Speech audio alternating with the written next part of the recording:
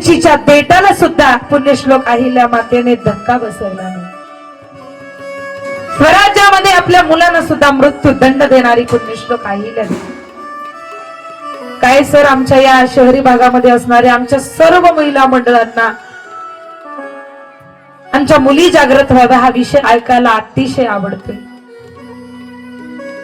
आणि या पुण्यश्लोक अहिल्या माता युद्धामध्ये मालकाला खंडोजी रावांना मरण आल्यानंतर पुण्यश्लोक अहिल्या माता माहेश्वरीची सत्ता सांभाळता पवित्र अशा या गादीवरती पुण्यश्लोक अहिल्या माता आता राजमाता झाल्या.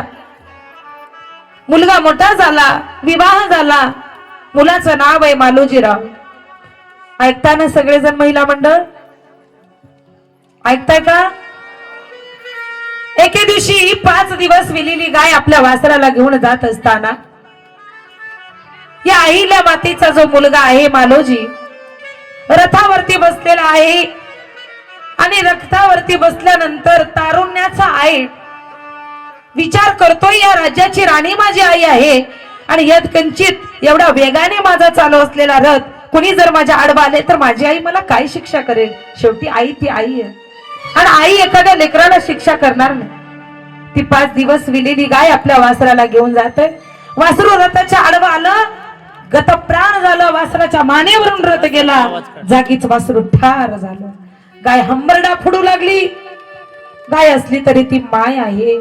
प्राण्यांमध्ये सुद्धा जर आपण एखाद्या प्राण्याला जीव लावलात ना, प्राणी फार इमानदार असतात.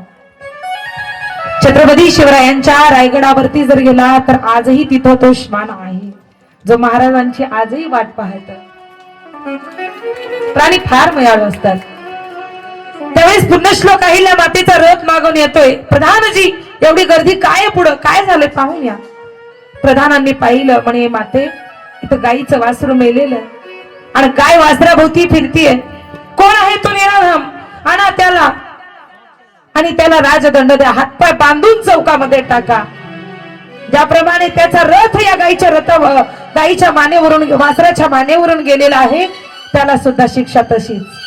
पुण्यश्लोक अहिल्या मातेला प्रधानजी म्हणतायत, माते मारणारा दुसरा तिसरा कोणी नसून तुमचाच मुलगा आहे मालोजी. माझा मुलगा असला म्हणून काय झालं? ज्या राजाची मी राणी आहे, राणीचा पहिला धर्म आहे की या राज्यामध्ये असणाऱ्या प्राण्यांवरती प्रजेवरती अन्याय आणि अत्याचार होता कामा नये. प्रधानजी, रती महारथी राज्यभरात राज्योराजी दौंडी पिटवा. उद्या सकाळी राज्यामध्ये सर्व रती महारथी एकत्र यावेत आणि उद्या सकाळी या मालोजीरावांना शिक्षा ही आई पुण्यश्लोक माता देईल. अशी आई असली पाहिजे.